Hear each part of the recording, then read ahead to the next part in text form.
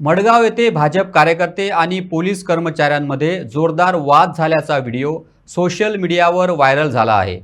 या घटनेवेळी नवेलीचे आमदार उल्हास तुयेकरही उपस्थित असल्याचे दिसते। पोलिसांकडून शिस्त राखण्याची विनंती करण्यात येत असल्याने हा वाद उफाळल्याचं बोललं जात असून घटनेमुळे परिसरात काही काळ तणावाचे वातावरण निर्माण झाले होते।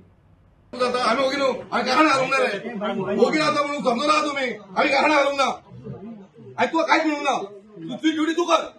भीतर गेला बाहेर आता तू आवाज करतात तुम्ही ऍक्टिंग करता आम्ही काय करणार आहे सांगतो तू काय करणार तू पोलीस तू ड्युटी कर आमची ड्युटी आम्ही करणार आवाज करा त्या आवाज करत नाही का मध्ये काय करता पाऊस पडला तू पण मोदी पाऊस आला पण मी काय म्हणायच तू आम्हाला सांगता मॅम काय होणार आम्ही करता